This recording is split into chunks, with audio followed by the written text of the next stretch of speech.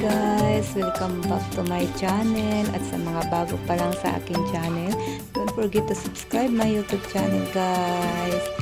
So ngayon guys, iniimbitahan ko po kayo na pasukin natin tong bahay na to, na kung saan po ay naghahanap po kasi kami ng bahay na malilipatan kung sakali man na matuloy kaming lumipat, para may idea na po kami kung gaano kalaki ba yung bahay na dapat malipatan namin. So pasok tayo guys sa loob, tingnan natin ng kaloob-looban ng bahay na to. So ayan guys, so Japanese style guys, bawal ipasok yung sapatos sa loob, kaya ayan, may slipper po silang dala para yun po yung gamitin natin sa loob. So tara na guys.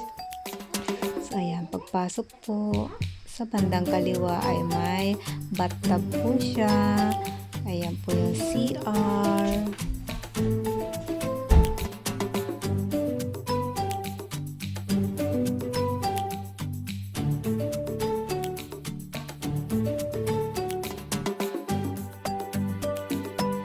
So ayan naman guys, yung living room niya, Terebinuheya, at banda doon ay kusina. Ayan guys, ganyang kadawak yung living niya at napakaliwanag po. So sa bandang side, may lalagyan ng telepono. Ayan. Labas tayo. At may hagdanan po pataas. Ayan yung hagdan. Balik tayo ulit sa living room. Ito po yung living room niya. Pwedeng isarado kasi may partition siya.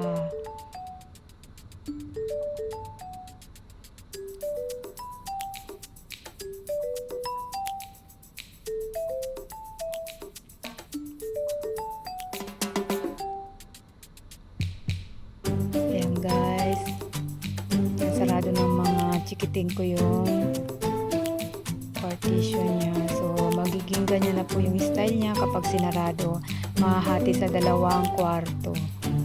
Ayan, so napakalawak po ng living room niya.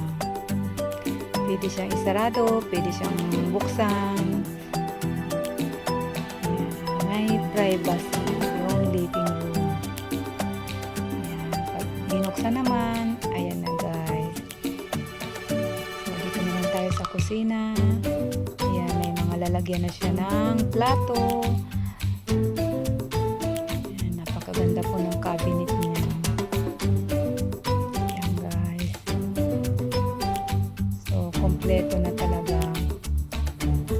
May cabinet na, may mga lalagyan na. Ayan, lalagyan ng mga kutsara, mga chopstick. Naka-organize talaga yung mga pwedeng ilagay. So ayan po yung lutuan or kitchen. So silip tayo guys sa may bintana. Sa banda dito, ayan po yung parking niya. Ayan. Yung gate niya po is the remote control siya. So ayan. Galing na tayo dito kanina, living room.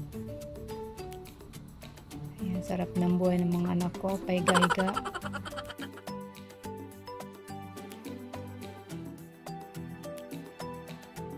So ayun guys, akyat tayo sa taas. Tingnan natin ang taas nito, kung gaano kalawak yung mga kwarto niya at kung anong mayroon sa taas. Ayan, akyat tayo guys ng hagdan.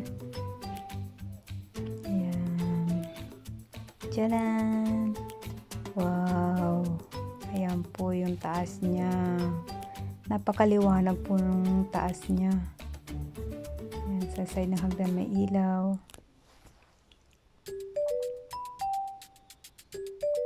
So, pag-akyat po natin, sa may bandang kanan, may CR. So, no need na pong bumaba para mag-CR. May CR na po siya sa taas. Ayan po yung CR niya. Ayan. May ilaw din siya.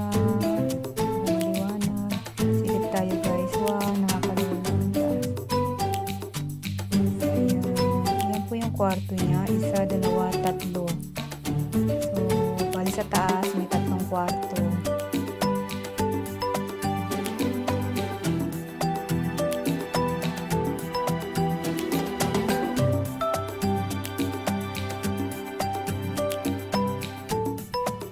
Kaya po maliwanag yung taas niya kasi sa bandang taas ng kesa niya o sa may bumpong may design na ganito. Kaya pumapasok yung liwanag. Ito pwede ilagay dito yung mga bag, maleta, mga travel bag. Maliit na kwarto siya. Kapag may mga putong ka, mga kakapal na mga kumot, pwedeng ilagay dyan. Yan guys, may tatami rin sila. So ayan to, oh, ang cute ng design nila, diba? Kaya ang liwanag ng kwarto. So pwede natin ilagay dyan yung mga putong. So ayan guys, yung kwarto niya. Pasukin natin.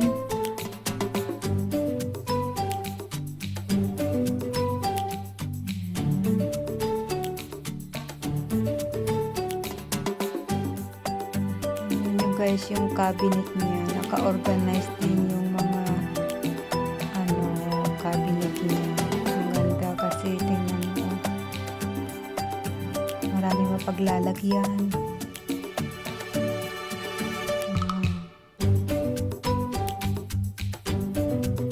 Punta tayo guys sa kabilang kwarto.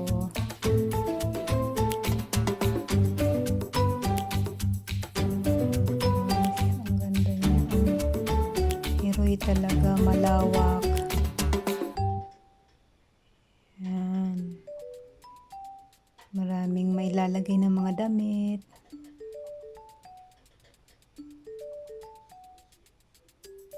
So, bali tatlo guys yung kwarto.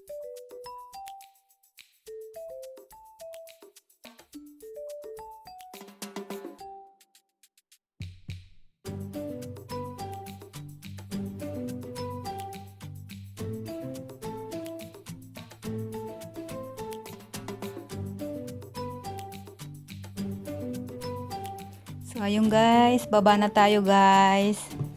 Nakita na natin yung taas niya. Kung gaano siya kalaki or kalawak. May tatlong kwarto, may CR sa taas. So, bindi guys. Yan. So, yung hagdan niya pababa. So, baba tayo guys.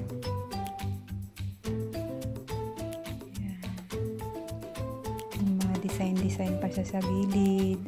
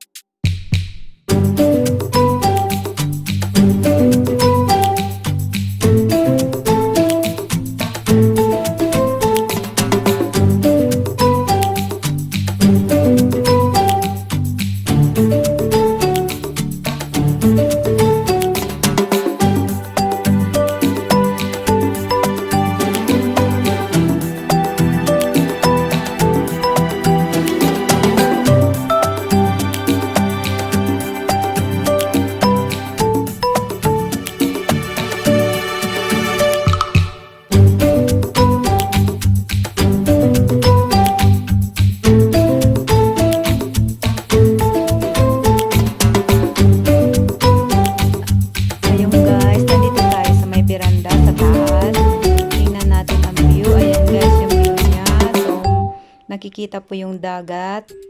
Ayan. Ganyan po yung view niya sa may veranda.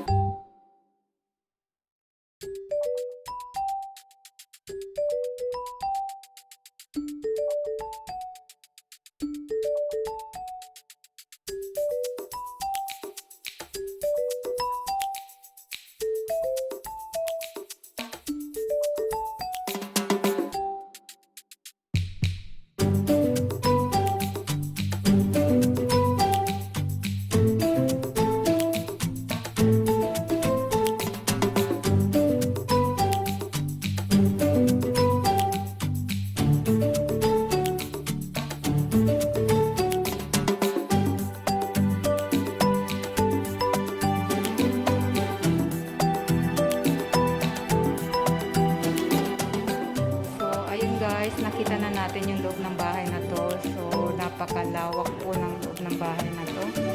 As in, ang lawak. Marami mapaglalagyan ng mga gamit, lalo na yung mga damit. At yung kusina rin nila napakaganda. At may counter kitchen sila. May mga cabinet na paglalagyan ng mga plato. Hindi ka nabibili ng lalagyan ng mga plato.